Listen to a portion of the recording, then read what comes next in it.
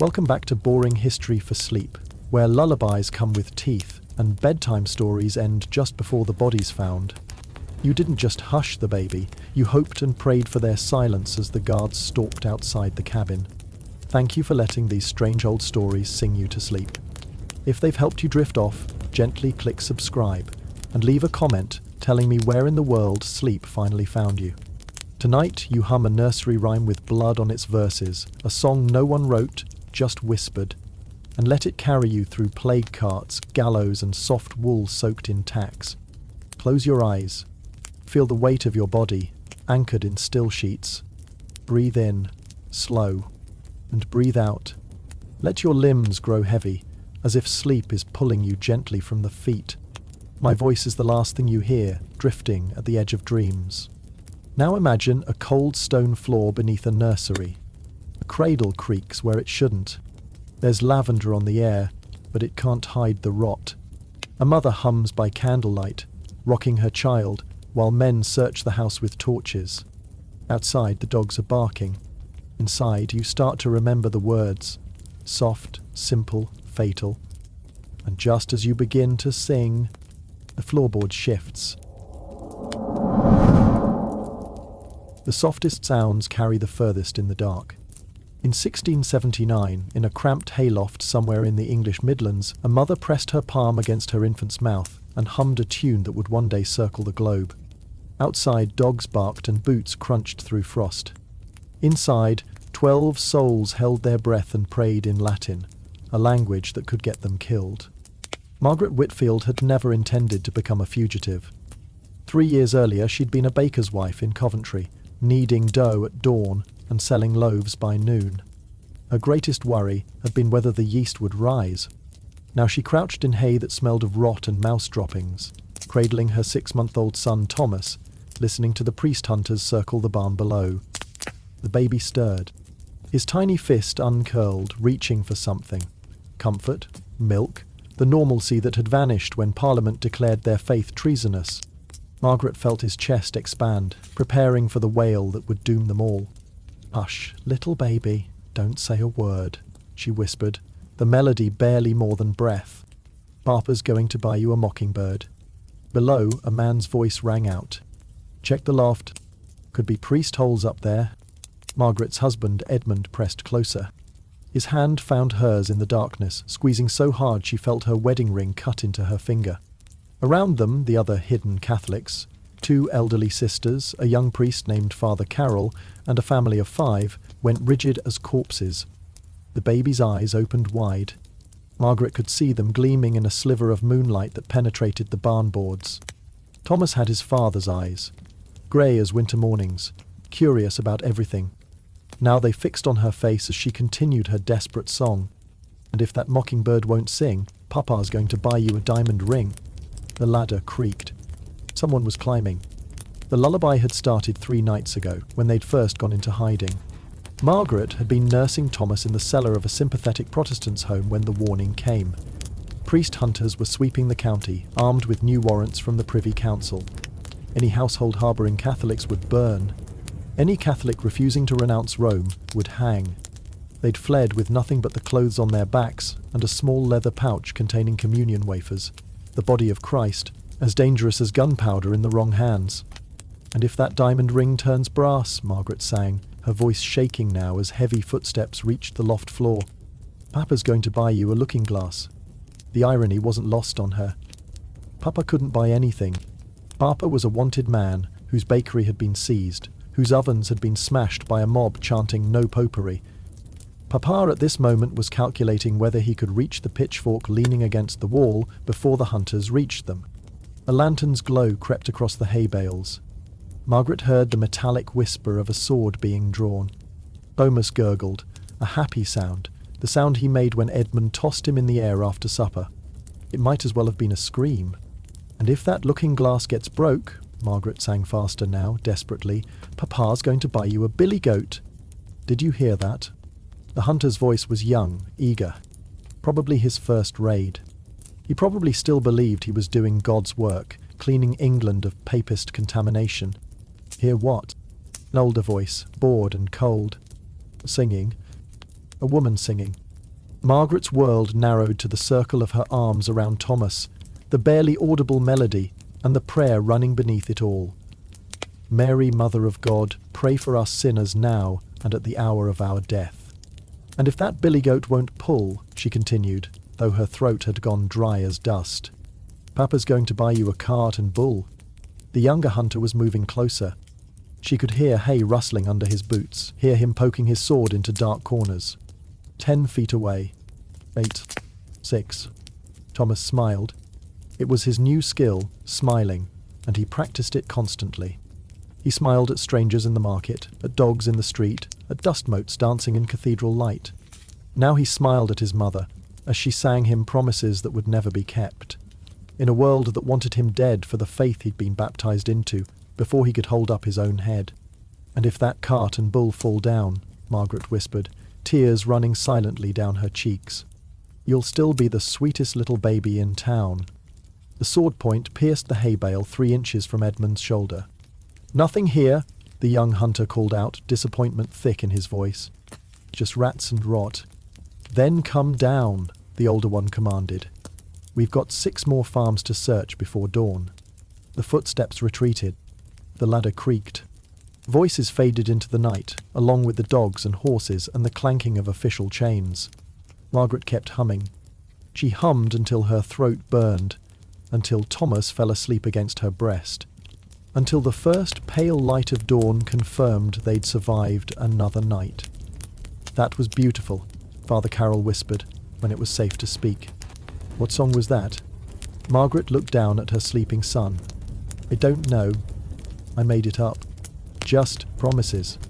Things we'd give him if we could. The priest smiled sadly. All any parent can do. Make promises and pray they live to keep them.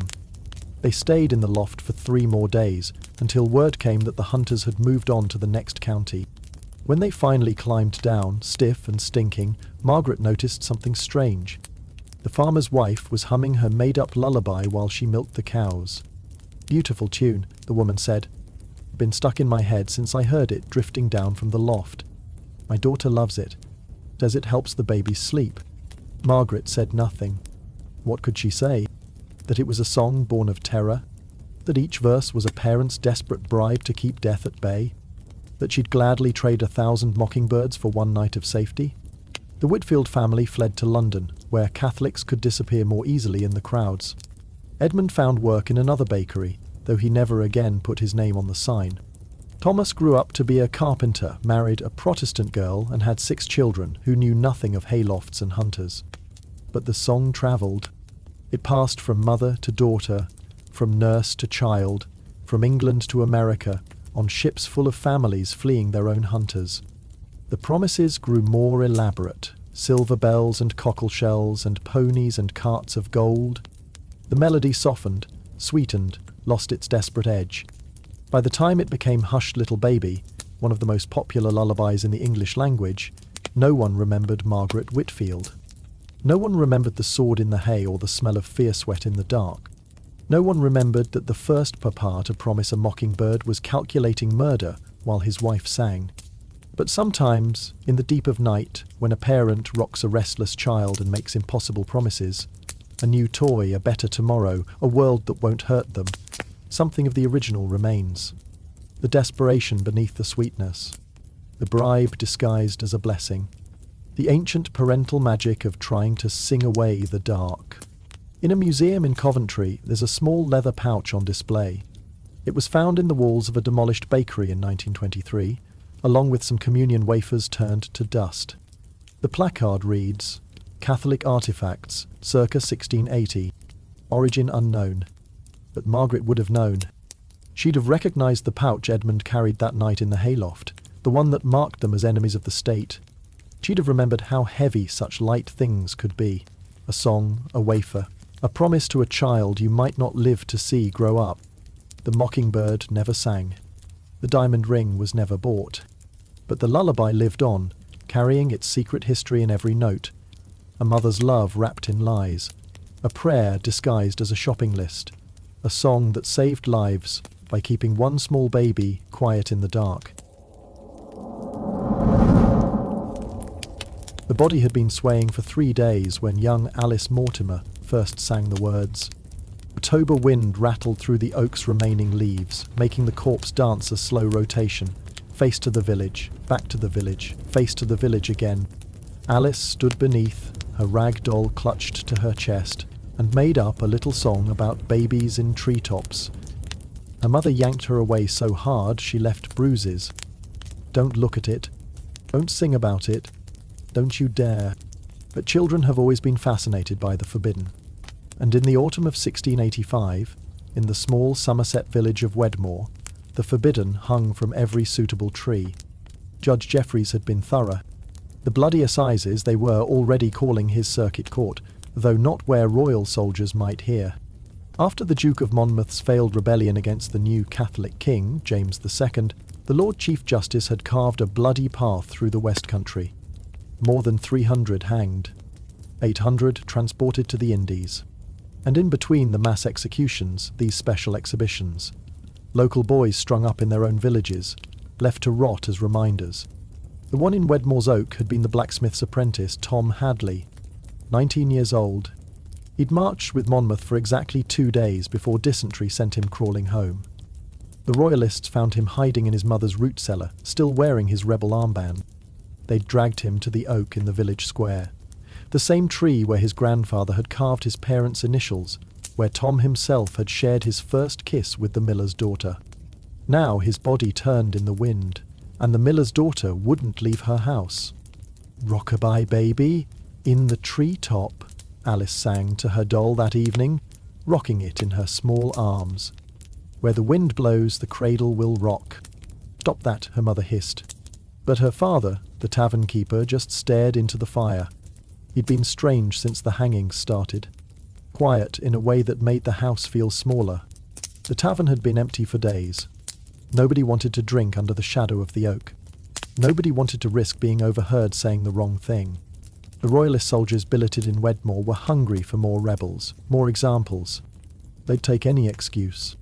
"Why is Tom sleeping in the tree?" Alice asked. "He's not sleeping, but his eyes are closed." Make a moment to reflect. Where will he come down? Her mother's hands shook as she peeled turnips for soup.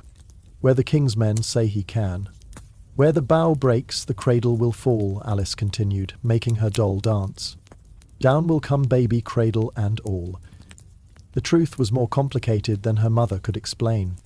Tom Hadley wasn't just a rebel. He was Alice's cousin, her father's sister's boy. But family connections to traitors were dangerous to acknowledge. Better to pretend Tom was a stranger. Better to serve the soldiers their ale and keep your eyes down, and hope they didn't notice the resemblance between the tavern keeper and the corpse in the tree. That night, the wind rose to a howl. Alice woke to the sound of creaking rope and went to her window. In the moonlight, Tom's body swung in wide arcs, as if trying to break free. She watched, humming her song, until something snapped. The body fell, not all at once. The rope caught on a lower branch, leaving Tom suspended upside down, arms spread like a scarecrow Christ. His shirt had come untucked, revealing the purple neck bruises across his ribs where they'd beaten him before the hanging. Alice's father was already moving. She watched from her window as he crept across the square, keeping to shadows. He had something in his hands, a knife. He was going to cut Tom down. "No, Richard." Her mother's voice, urgent at the front door. "He'll hang you too." Moment to empty his mind. "He's my nephew. He's a traitor. He's a boy." Not anymore. They argued in whispers while Tom dangled, and the wind made the oak groan. Finally, her father dropped the knife and came inside. But Alice had seen his face in the moonlight, twisted with a grief that looked like rage. The next morning, the soldiers rehung the body, higher this time. They added 2 more. Men from the next village, who had been caught with Monmouth's manifesto hidden in their thatch. The oak's branches bowed under the weight. "It's like fruit," one soldier laughed, drunk on morning ale. A crop of traitors. Alice's father served them in silence. But Alice noticed he'd stopped washing the tankards properly. She noticed he let the cat piss in the ale barrel. More rebellions. Useless ones. The rhyme spread as these things do. Children whispered it in the schoolyard. Mothers found themselves humming it while they churned butter. Soon, every village with a hanging tree had its own version. Where the wind blows, the cradle will rock. When the rope frays, the baby will drop. If the branch cracks, the baby will fall. Down comes the rebel, tree limbs and all. The adults tried to stop it, but children have always processed horror through play. They made games of it. One child would be the tree, arms spread wide. Another would be the baby, cradled in those branch arms. Then the wind would blow, the other children would scream and shake the tree, child, and down would come baby, tumbling to the ground in shrieks of terrified delight. Judge Jeffreys moved on, leaving local magistrates to maintain the terror. The bodies were supposed to hang until they rotted away naturally, a process that could take months. But things began happening to the corpses. Tom Hadley's body was the first to disappear. One morning, the rope hung empty, cut clean through. The soldiers raged, searched every house, dug up fresh graves looking for where the rebels had buried him. They found nothing. Then the others began vanishing, always on windy nights, always leaving clean-cut ropes. "It's mothers," one soldier insisted. "Mothers stealing their boys back?" "These rebels," said another. Still organised, still plodding. But Alice knew better. She'd seen her father leave the house on windy nights, seen him return with dirt under his nails and that same twisted expression. She'd found the map he kept hidden in the stable, marks showing where he'd buried them, out in the woods where they could rest properly. One night she followed him, watched him climb the oak with the practiced ease of a man who'd been doing this for weeks. Watched him saw through rope while whispering prayers. Watched him catch the body, and this time a boy no older than 15, and lower it gently to the ground. "What?" she asked, stepping out of hiding. He didn't even startle. Maybe he'd known she was there all along. "Because someone has to," he said. "Because if we leave them hanging, we become like them. The ones who hung them. But they were traitors. The Ailey were boys who believed in something.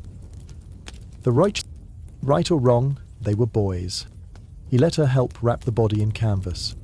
Let her hold the lantern while he dug another secret grave. As they worked, she sang her rhyme. Softly, like a prayer for the dead. "Is Tom out here?" she asked. "Under the big elm, facing east towards sunrise." "That's good." "Yes, that's good."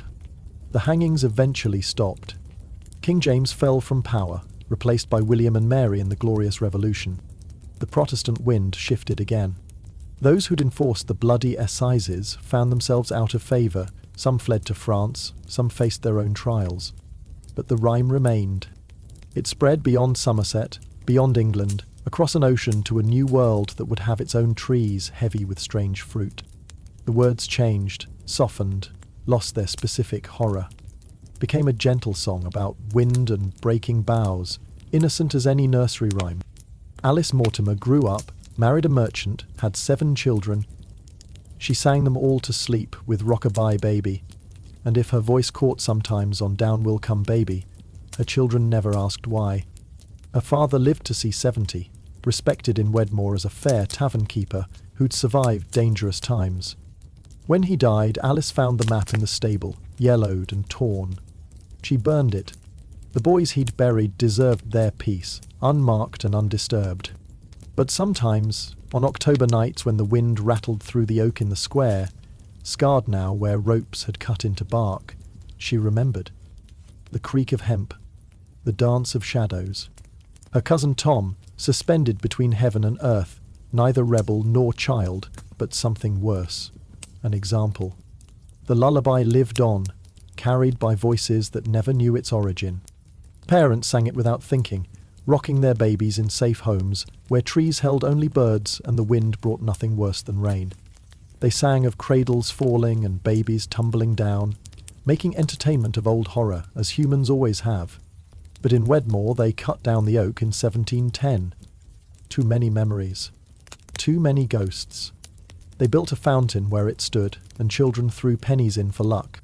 Alice visited once, near the end of her life. She stood by the fountain, humming absently, then caught herself. Rockabye Baby. Still, after all those years, she'd meant to forget. They'd all meant to forget. But the songs we sing to children have a way of preserving what we'd rather bury. The bodies in trees, the secret graves, the small rebellions that keep us human when power tries to make us less. When the wind blows, the cradle will rock. And somewhere, a parent will sing it without knowing they're singing a requiem. Without knowing they're teaching their child that sometimes things fall, and all we can do is sing about it. Down will come baby, cradle and all. The first child to sing it was already dying. Little Mary Chumley, age 7, daughter of a Pudding Lane baker, stood in the courtyard of her tenement and taught the other children a new game. It was July 1665, the air thick with summer rot and something worse, a sweetness that caught in the throat like syrup made from fear. "Ring-a-ring-a roses," she sang, her voice bright despite the red circles blooming under her skin. A pocket full of posies. The other children joined hands, forming a circle. They'd been playing together all summer, even as their parents whispered about the sickness creeping west from St. Giles in the fields. Even as doors began sprouting red crosses and the words, "Lord have mercy upon us." "It's issue. A fish you."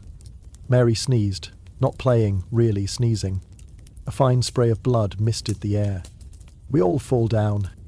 They collapsed in giggling heaps, all except Mary. She stood swaying, confused. "I already fell," she said. Then she fell again, and this time she didn't get up. By morning, Mary Chumley was dead. By the week's end, so were 6 of the 12 children who'd played her game. But the rhyme spread faster than the plague itself, carried on the lips of children who didn't yet understand they were singing their own epitaphs. The roses were the rash, rosy rings that appeared on the skin like God's own brand, marking the chosen for death. Every mother in London knew to check their children by candlelight, searching for those telltale circles. Finding one was like finding your child's name already written in the burial register. "It's not plague," they'd lie, even as the roses multiplied. "Just summer rash. Just the heat." The posies were herbs, lavender, rosemary, rue, that people stuffed in their pockets to ward off the miasma. Bad air, they called it. The poisonous vapours that rose from the Thames, from the graveyards, from the poor themselves. If you could smell flowers instead of death, surely you'd be safe. Samuel Hartwell, apothecary of Cheapside, made a fortune selling posies that summer. He had a special mixture: dried roses for irony, wormwood for bitterness, and a touch of crushed pearl for those who could afford hope in powder form. Guaranteed protection, he promised, though his own wife died clutching a bouquet of his finest work. The very herbs used by the physicians attending His Majesty. His Majesty, of course, had fled to Oxford at the first rumour of plague. The physicians attending him mainly attended to keeping him far from London and its dying poor. But Hartwell stayed and sold his lies in pretty bundles. He watched children skip past his shop, singing about roses and posies, and felt no guilt. What was he supposed to tell them? That nothing could save them?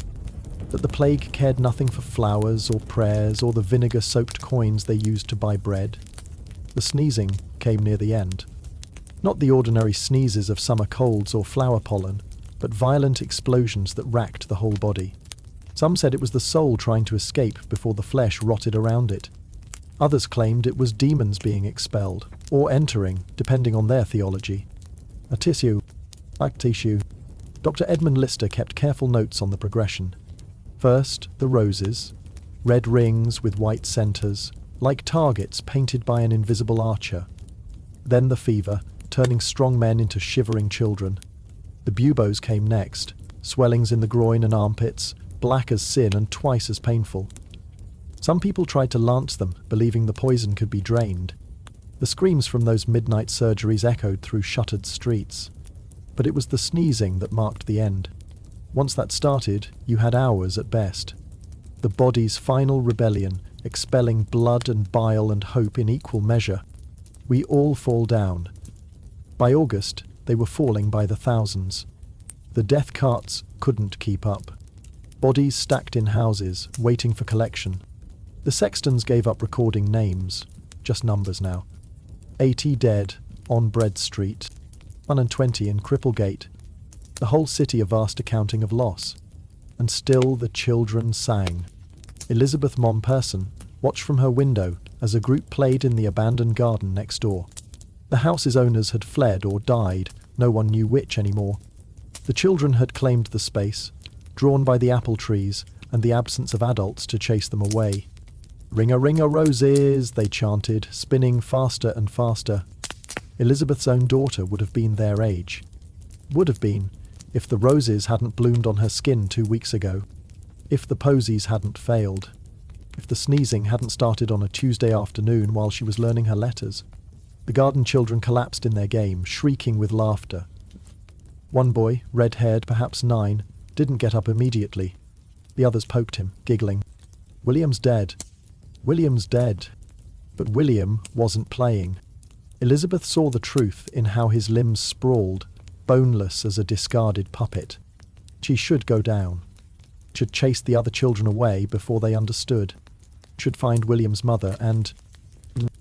William's mother was probably already dead. Or fled. Or standing at her own window, watching her child's playmates turn death into a game, because what else could children do with horror but make it small enough to hold? The rhyme evolved as the plague spread. New verses appeared, each more grotesque than the last. "Ring-a-ring-a-saws, pockets full of gore. Hush now. Hush down. We've buried 4. Ring-a-ring-a graves, nothing left that saves. Dig now. Dig now. The earth's full of babes." The authorities tried to ban the song. The Lord Mayor issued a proclamation against unseemly rhymes and games that make light of God's judgment. But you can't arrest children for singing. Not when there are too many bodies to bury and not enough living to enforce the law. In the parish of St. Giles, where the plague had started, a young priest named Father Francis held special services for children. He'd noticed they came to church still singing the rhyme, turning it into a hymn of sorts. Instead of forbidding it, he embraced it. "Yes, we all fall down," he preached to his tiny congregation, most of them orphans now.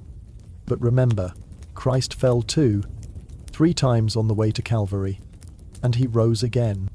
It was thin comfort, but comfort nonetheless. The children liked Father Francis. He didn't smell like vinegar and fear like the other adults. He played their ring game with them after services, falling down dramatically, making them laugh. He died in September, roses blooming across his chest like ecclesiastical decorations. The children sang at his burial, not the approved hymns, but their ring song. The sexton didn't have the heart to stop them. The Great Fire of London in 1666 finally ended the plague, burning out the rat warrens and the fleas they carried. People called it God's cleansing flame, though it's hard to see divinity in the destruction of 10,000 homes. But the rhyme survived both plague and fire. It spread beyond London, carried by refugees and traders and the mysterious way children's songs travel. Each new place added its own verses, its own movements, its own memories of death dressed up as play. By the time medical science understood that fleas on rats caused the plague, not miasma, not sin, not the alignment of planets, ring-a-ring-a-roses, had become innocuous. A children's game. Nothing more. Scholars would later debate whether the rhyme truly dated from 1665 or was a Victorian invention projected backward. As if it mattered. As if the historical truth was more important than the emotional one. That children have always sung about death because children have always needed to make sense of senselessness. But in London, in certain old churchyards, where the plague pits were dug deep and filled too quickly, they say you can still hear it on summer evenings. High voices, sweet as birdsong chanting in the twilight. Ring-a-roses, a pocket full of posies. The tourists think it's charming. Local children keeping old traditions alive. They don't notice that the voices come from underground. They don't count the singers and realise there are far too many. They don't understand that some games, once started, never really end. That's a shoe. A tea-shoe. Sneezing was the worst part, the survivors would say. Not the dying itself, but that moment before, when someone you loved made that sound, and you knew.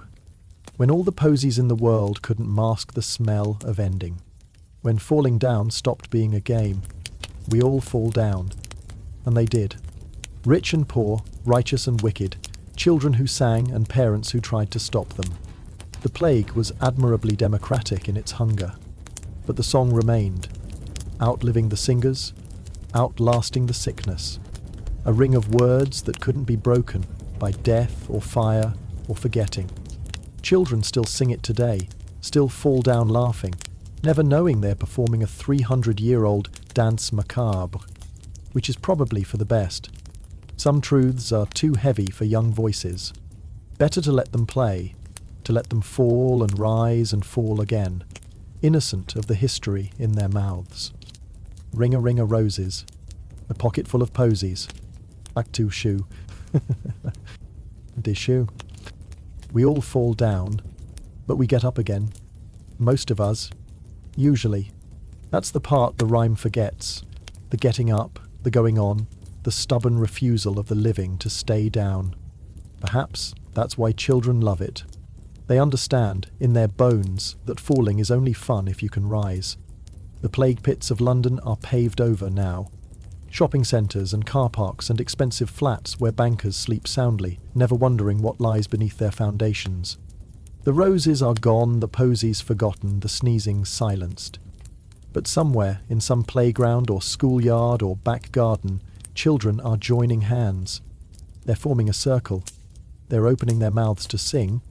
And for just a moment, if you listen closely, you can hear the echo of all the voices that sang before. The dying and the dead, the fallen and the saved, making music of catastrophe, because what else is there to do when the world ends but sing? Gardens tell stories. Every flower, every weed, every carefully tended row whispers of the hands that planted them. And in the garden of Mary Tudor, Queen of England, from 1553 to 1558, the roses bloomed, red as blood. Mary, Mary, quite contrary. How does your garden grow? With silver bells and cockle shells, and pretty maids all in a row. Such a sweet rhyme. Such an innocent question. How does your garden grow, Mary? With the ashes of martyrs, perhaps. With the screams of the burning. With row upon row of stakes where Protestants met their end. But we're getting ahead of ourselves. Let's start with a different Mary. A Scottish one. Edinburgh, 1561. Mary Stuart had just returned from France to claim her throne. She was 19, beautiful, Catholic in a country turning Protestant. Everything about her was contrary to what Scotland had become in her absence. Her French fashions, her Latin prayers, her very existence challenged the Reformed Kirk that John Knox thundered from his pulpit. She planted a garden at Holyrood Palace. Not metaphorically, literally. Mary loved gardens with the passion of someone who'd grown up in the Loire Valley. She imported French gardeners, Italian designers. She wanted roses and herbs, geometric patterns and hidden alcoves. Little piece of France in the harsh Scottish lowlands. The garden became her refuge. While Knox called her a Jezebel from his pulpit, while her nobles plotted and schemed, Mary tended her flowers. She had a particular fondness for gillyflowers, what we now call carnations. Their scent reminded her of the gardens at Fontainebleau.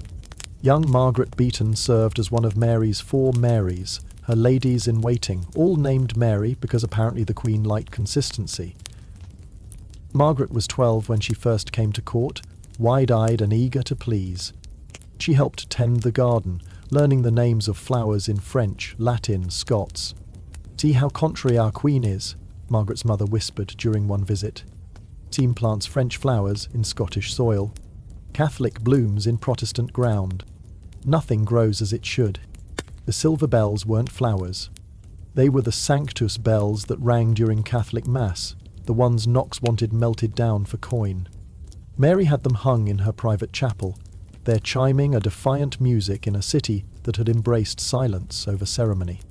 The cockle shells were badges of pilgrimage, symbols of St. James of Compostela. Mary's supporters wore them openly, a sign of their Catholic faith. Her Protestant lords saw them as provocation. Seashells in a landlocked city. Another contrary gesture.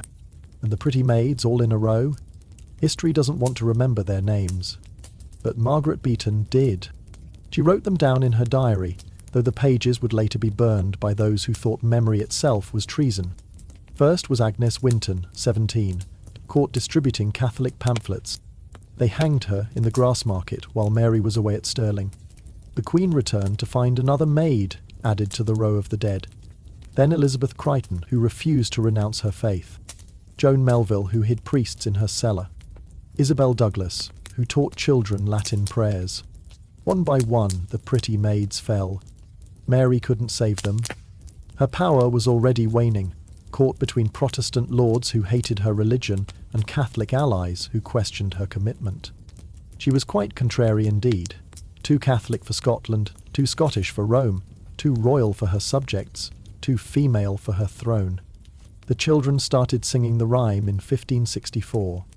Nobody knows who wrote it. These things seem to spring from the ground like weeds.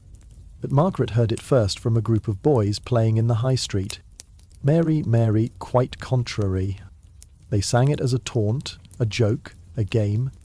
They didn't know about Agnes, or Elizabeth, or Joan. They didn't know that gardens could be graveyards, that flowers could mark where bodies fell. The Queen heard it too. Margaret was with her when the words drifted up from the courtyard. Mary's face went very still, the way it did when she was controlling herself. "They mock me," she said quietly. "They're only children, Your Majesty. Children grow into men, and men grow into rebels." She was right, of course. Within 3 years, Mary would be imprisoned in Lochleven Castle. Within 5, she'd flee to England. Within 25, she'd lose her head to the executioner's axe. Quite contrary to the end. But the rhyme spread faster than political scandal. It mutated, evolved, adapted to new Marys and new gardens. When Mary Tudor's brief, bloody reign entered folk memory, the rhyme attached itself to her as well. Bloody Mary with her Garden of Martyrs. The silver bells became the cathedral bells that rang for each burning.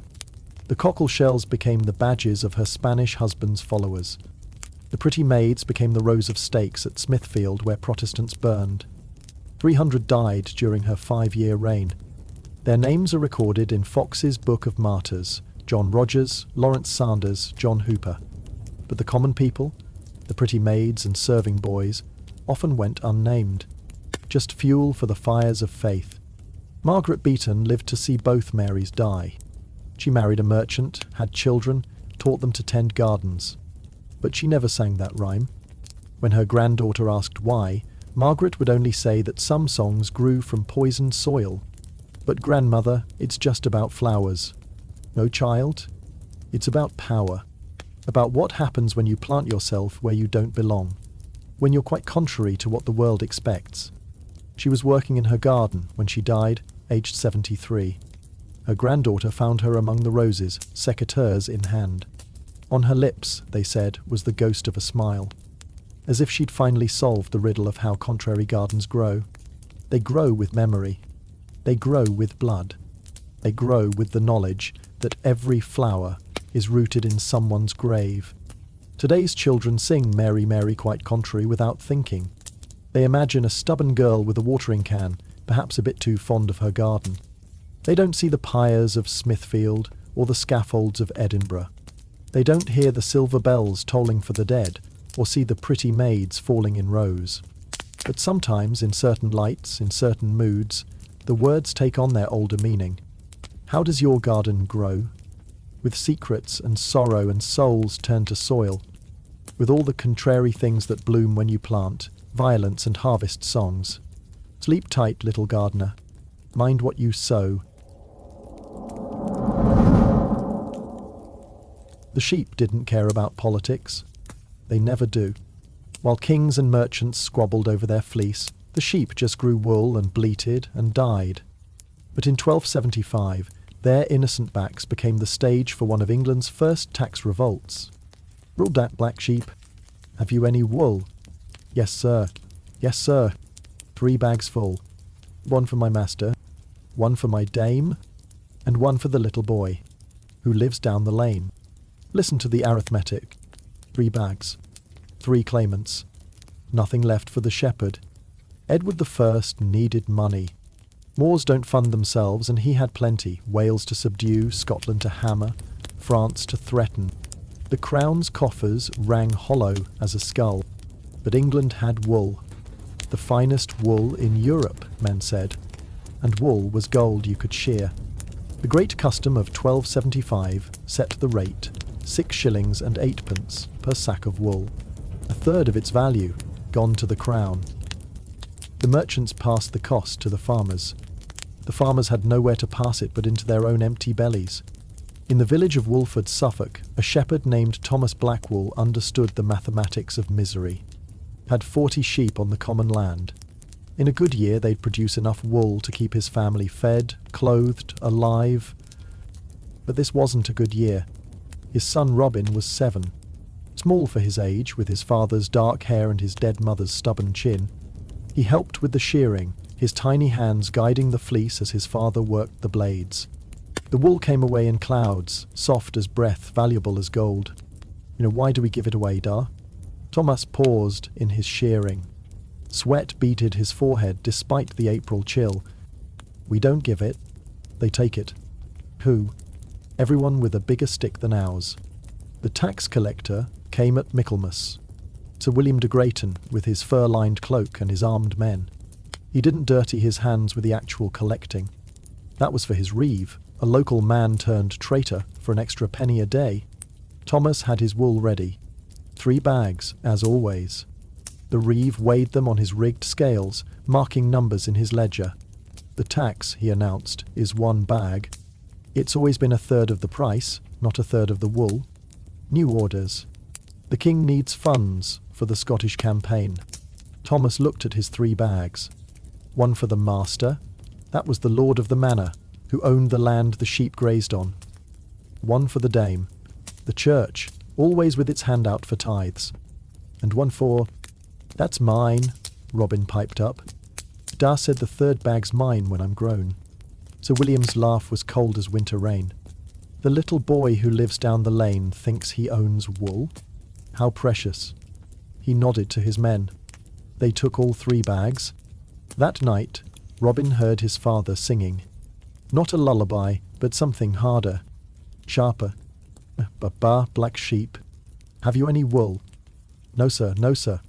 A king took it all. That's not how it goes, Robin said. That's how it goes now. The rhyme spread through the village like sickness. Children sang it while they played. Women hummed it while they spun.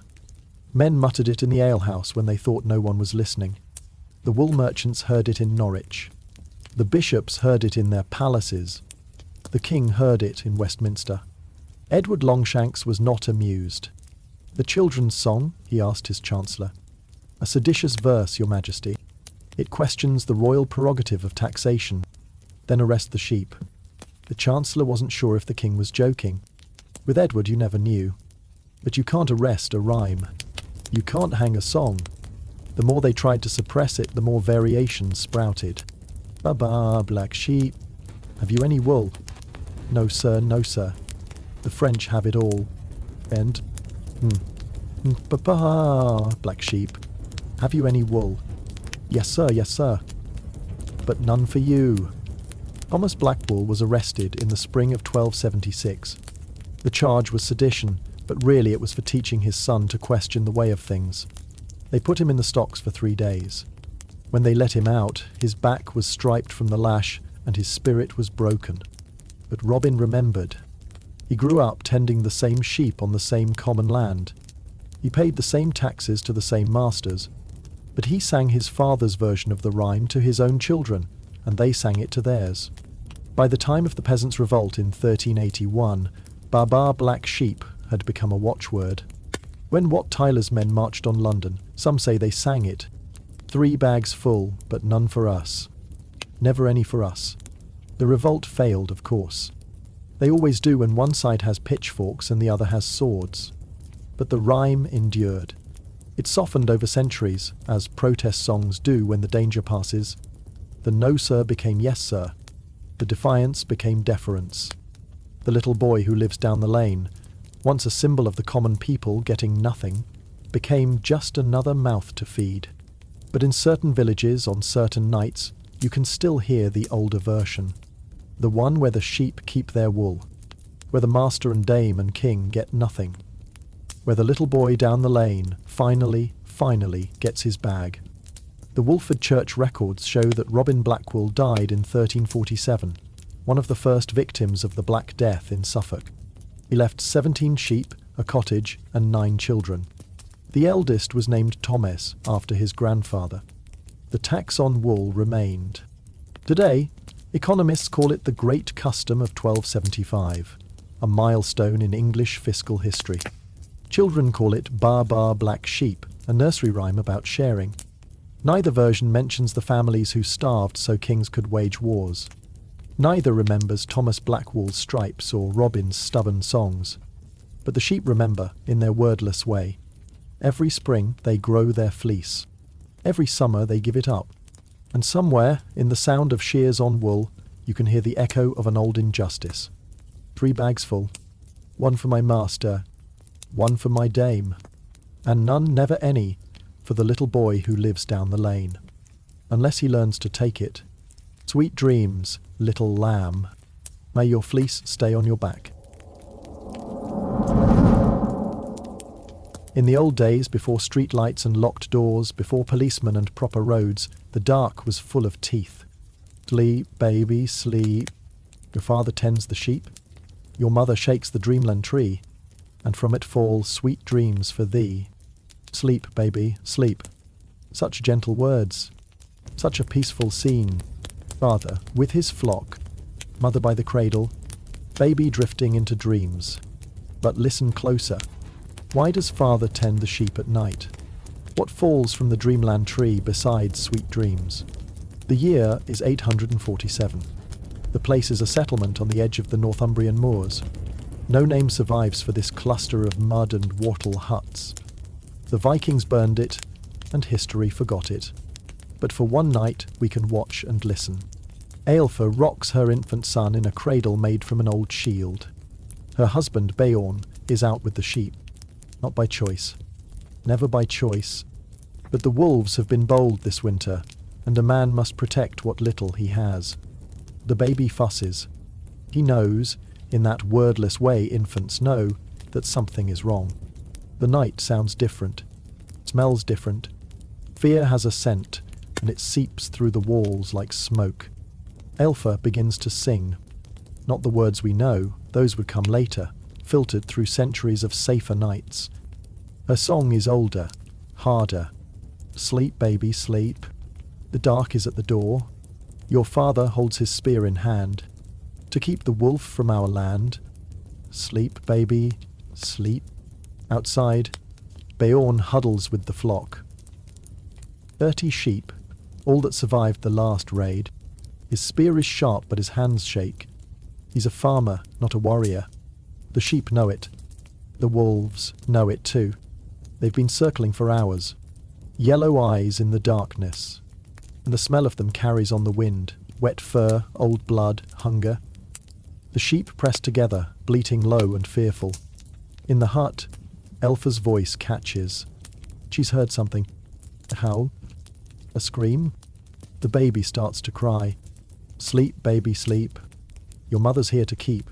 Be safe from harm throughout the night, until you wake in morning's light. Sleep, baby, sleep. But morning is a lifetime away. This is the truth about lullabies. They began as spells. Words to ward off the dark. Promises we couldn't keep. When you live at the edge of wilderness, when civilization is just a circle of firelight, you sing to convince yourself as much as the child. Beorn sees them first. 6 wolves, maybe 7. They move like smoke between the trees. The alpha is huge, scarred, unafraid. It knows men. It has tasted them before. The sheep panic. They scatter, and that's what the wolves want. Chaos. Fear. The weak separated from the strong. Beorn throws his spear and misses. Now he has only his knife and his voice. He shouts, wordless and desperate. The sound carries to the hut. Aelfa clutches the baby tighter. Her song becomes a prayer. Sleep, baby, sleep. Though wolves are at the fold, your father fights with all his might. to bring us through this endless night. Sleep, baby, sleep. The attack is swift. Wolves don't play with their food. 3 sheep down in as many heartbeats. Bjorn slashes with his knife, catches one wolf across the muzzle. It yelps and retreats, but the others press in. And then... silence. Aelfa stops singing, stops breathing. The baby, sensing her terror, goes quiet too. They wait. Footsteps outside. Heavy. Bragging. The door opens. It's Bjorn, bloodied but alive. He's dragging a dead sheep. "We'll eat well tomorrow," he says, and collapses. The wolves got their fill and left. This time, but they'll be back. They always come back. And next time, Bjorn might not be so lucky. This was life on the edges. This was childhood when the map still had blank spaces marked "Here be monsters." Because there were monsters. Real ones. With teeth. The lullaby evolved as the dangers did. When the wolves were hunted out, it was bandits at the door. When the bandits were hanged, it was plague. When plague passed, it was war. Always something circling in the dark. Always a reason to sing the baby to sleep quickly before the bad things noticed it was there. Your mother shakes the dreamland tree. What tree? What dreams?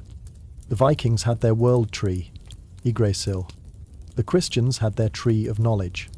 But the dreamland tree was older than both. It was the tree where the hanged men swayed. The tree where offerings were tied for the old gods. The tree between waking and sleeping, between life and whatever comes after. Mother shakes it, and dreams fall like fruit. But not all dreams are sweet. Some are warnings. Some are memories. Some are prophecies of wolves not yet born. By the time the Normans came in 1066, the wolves were mostly gone from England. The lullaby changed. Sleep, baby, sleep. Your father tends the sheep, tends them, doesn't guard them. The danger had passed into memory, but the words remained. Fossil evidence of ancient fears. An archaeologist in Yorkshire recently excavated an Anglo-Saxon settlement. Among the bones and pottery shards they found a child's cradle. Carved into the wood were symbols, crosses certainly, but older signs too. Eye shakes to watch through the night. Tooth shapes to bite back at the biters. And scratched in runes, almost too faint to read. Sleep safe. Not sleep well. Not sweet dreams. Sleep safe. Because safety was never guaranteed. The cradle was burned on one side. The settlement showed signs of sudden abandonment. Vikings, probably. Or wolves. Or something worse that we've forgotten how to name. But somewhere, a mother grabbed her baby and ran. I left the cradle but took the song. Carried it to the next settlement, the next generation. Changed the words to fit new fears, but kept the rhythm, the melody, the urgency underneath. Sleep, baby, sleep. Quickly, whistly, before they find us. Today we sing it in nurseries painted with dancing sheep and smiling moons. We've forgotten the wolves. Forgotten the Vikings. We've forgotten the nights when father might not come back, and mother's voice was the only thing between you and the dark. But babies, remember. Watch them as you sing. See how their eyes track to the window, the door, the shadows in the corner. They know what we've made ourselves forget. The wolves are always close. They just wear different skins now. So sleep, baby, sleep. Your father tends his emails. Your mother shakes the bill tree. And from it fall the modern fears, not teeth and claws, but numbers in red. Notifications that ping in the night, headlines that howl of distant disasters creeping closer. The walls are stronger now. The locks are better. But at 3 a.m. when the baby cries and won't be comforted, we still sing the old songs. Still make the old promises. Still pretend the circle of light is bigger than it is. Sleep, baby, sleep. The dark is still at the door. But morning will come. It always has before. Close your eyes now. Let the old words work their magic.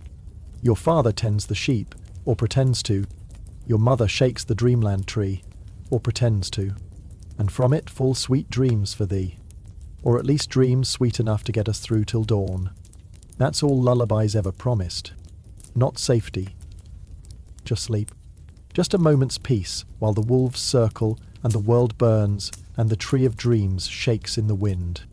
But sometimes a moment is enough. Sometimes a song is stronger than teeth.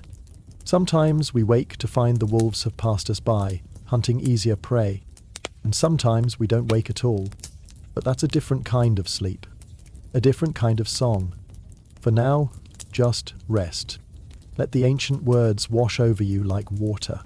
Feel the weight of all the mothers who sang before, all the fathers who stood guard, all the babies who slept, while history prowled outside their doors. We survived, up against all odds and all those teeth. We're still here, still singing, still pretending the dark isn't dark. So, sleep, baby, sleep. The wolves are close. They always are. But so are we. And we have songs. In the morning, if morning comes, we'll pretend this was just a story. Just old words from old times when people believed in monsters. We'll laugh about it over breakfast. Make jokes about sheep and wolves and fathers with spears. But tonight, in the dark, we know better. We sing because we must. Because the alternative is silence. And silence is when they strike. Sleep now. Dream of sheep clouds and mother's trees and father's strong hands. Dream of morning. It's closer than you think. The wolves? They're just checking the locks. Testing the walls. Waiting. But so are we. And we've been doing this longer. Sleep, baby, sleep. One more night survived. One more song complete. One more circle of light held against the endless dark. That's all we've ever had. And somehow, it's always been enough. Almost. Good night, little one. May your dreams be sweeter than history. May your morning be brighter than ours. May the wolves, when they come, find you grown and ready. Until then, just sleep. The song will hold. It always has. Sleep, baby, sleep.